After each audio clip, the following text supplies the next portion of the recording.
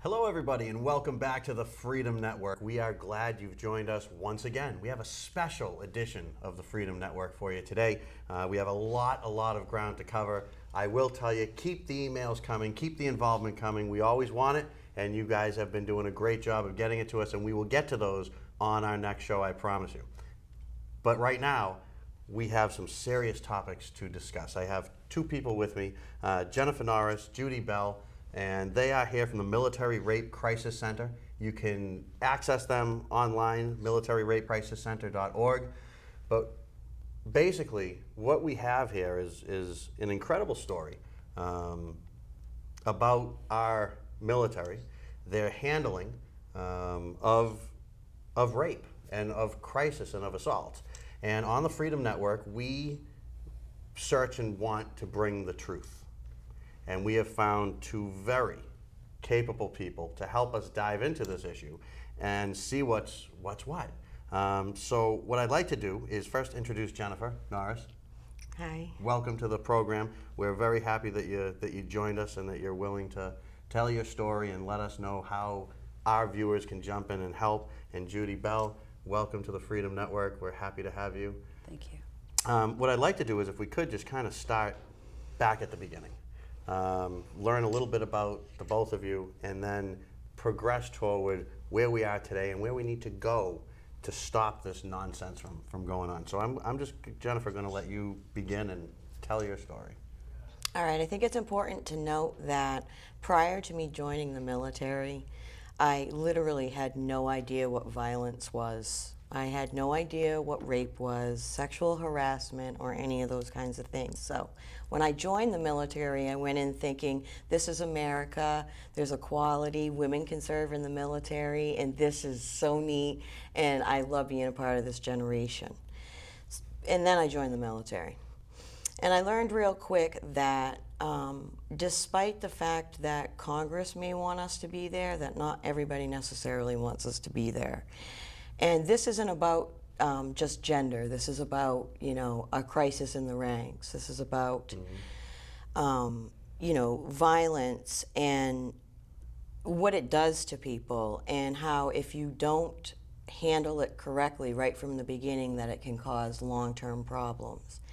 And part of the reason that I decided to get involved was for that very thing, was to prevent the post-traumatic stress disorder that results if you do experience some sort of a violent crime, but also to save careers.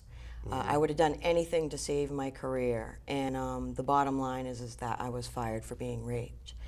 I'll tell you a little bit about that, just real quick breakdown of what happened.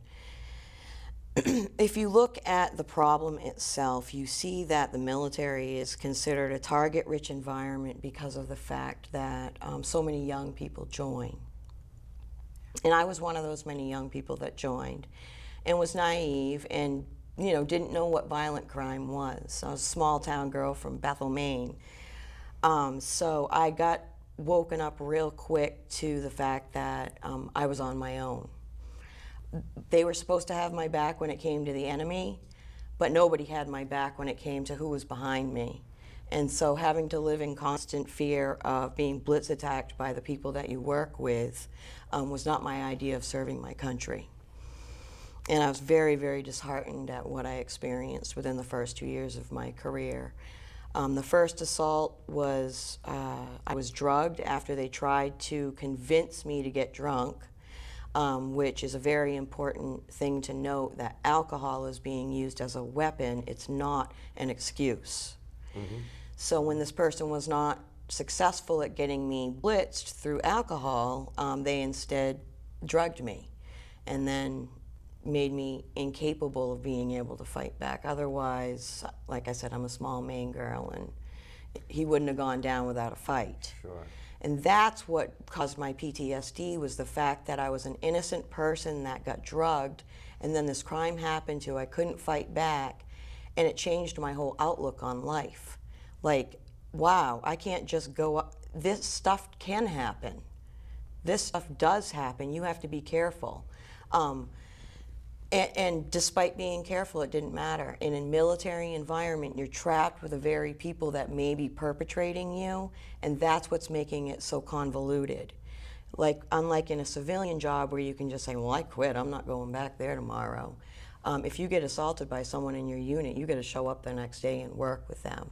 It's got to be impossibly difficult to deal with something like that. It was, and that's what's making the PTSD so bad for the survivors, the people that go through it, is that they're stuck in the same environment with those people. And when this happened to me, they didn't have the laws they have now that were only passed in December 2011, one of them being the expedited transfer policy.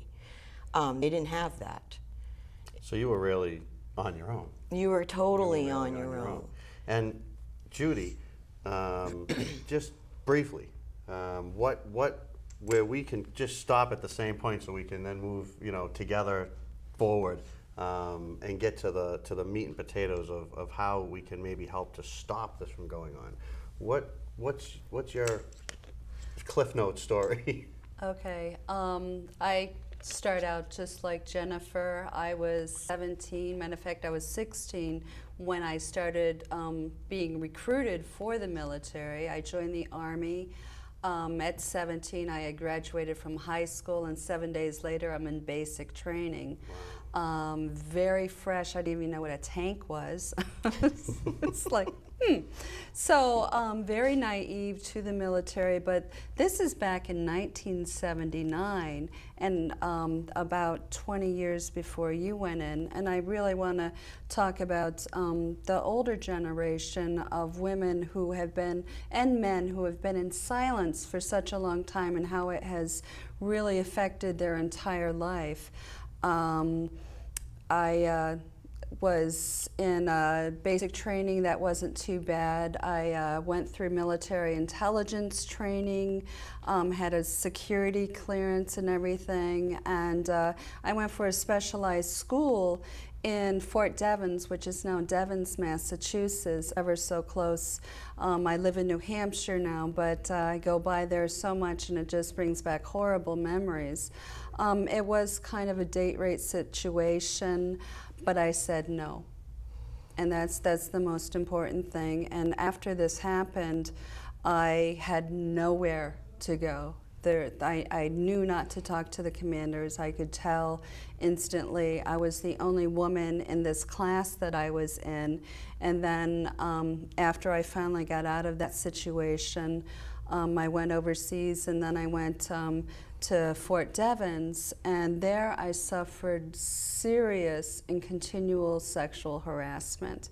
Now, I'm unlike, or like many women who served, I served for 20 years. I retired as a sergeant first class, but then my symptoms really started then. I didn't realize at first how hurt I was and how I was compensating for those 20 years, but it caught up to me.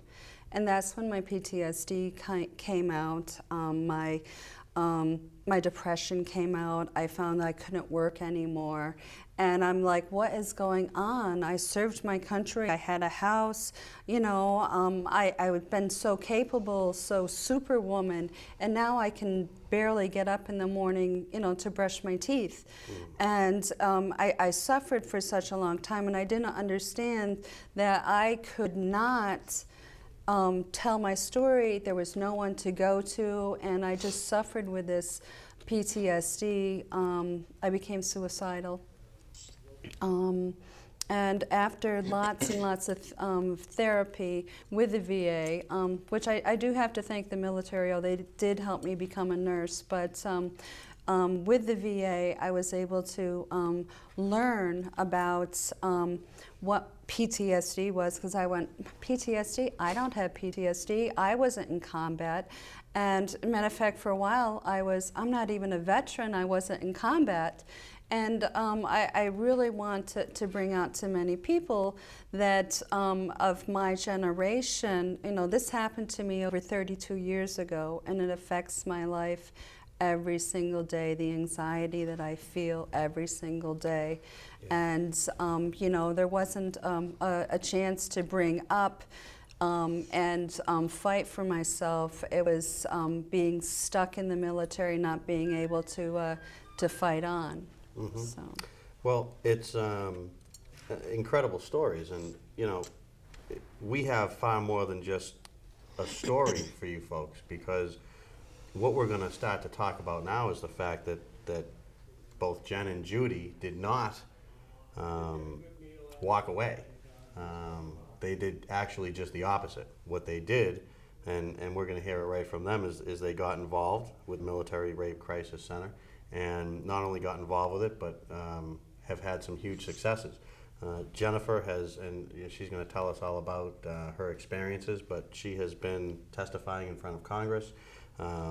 They've both been on many interviews, many national stages, and we definitely at the Freedom Network wanted to have an opportunity to get this Military Rape Crisis Center out there. To get some, hopefully some support to you folks. And at this point, the two of you don't know each other, and you know, very different experiences, but there is that bond. You both found your way to this one entity. How did that happen? How did you get from there to this center? Well, this is a great lead-in, actually, to what Judy was saying. She's right. Her generation, they had absolutely no one to turn to. Mm-hmm. And even in the beginning of my career, I didn't either, because this stuff, like services, or should I say, their services, started popping up in about 2000, you know, in 2000 and beyond. Right. So basically what happened is that when I was getting out of the military and they were trying to kick me out because I had to put down military sexual trauma on my security clearance, which was going to impact my career, mm-hmm. I said, enough is enough. I am a victim of a violent crime from 4 different perpetrators, including getting beat during the investigation as a form of retaliation. Then I moved to a new squadron down here in Massachusetts to escape that whole scene in order to progress with my career. Mm-hmm. And I get retaliated against by this new command because I'm a supposed troublemaker, when in fact the whole time I was a victim of a violent crime, and I was trying to protect other people from becoming victims of these same predators because they were so sneaky and manipulative and evil, and they did it when people weren't around. And that was my mentality while I was in, is I'm not going down because I reported a crime.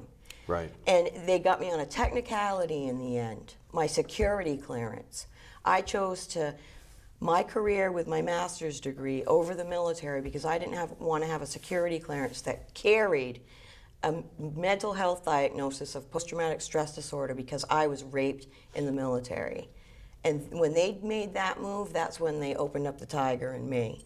Because I should have been able to retire at 20 years or longer without that ever having to be an issue. So when you first reached out, and there was, thank goodness, a hand that was able to reach back out to you, and now to today, to sitting here now, you've had a very interesting, storied journey, if you will. Can you tell us a little bit about how you went from that, aggravated, I'm not going to stand for this anymore, to you being down on Capitol Hill and testifying in front of the Congress and stuff like that? How did you make that leap? Well, the biggest motivator is the fact that I was hoping to be a chief someday. I stayed in the maintenance career field specifically because I had plans to be a chief. I wanted to treat my people good. I learned a lot while I was going through the ranks about how not to treat people, and I was the kind of leader that they would have wanted in the end, but it got thwarted because of other bad leaders and criminals. And that's it's the injustice of that to the taxpayer, to the person who is risking their life to serve their career, to all the people around, that their morale gets impacted by the fact that these people are doing these horrendous things because they can, and there's no accountability. You're going to be left with bad people, not good people, and we want a good military, a good, strong military. We do. It's so necessary to it. So you find yourself one day going to Washington, and it must be an incredible experience to be able to be part of the solution, because I think that ultimately you guys will be the solution. So I agree. And Judy, you were there, and now you're here. So what was that? What was the catalyst that made you say,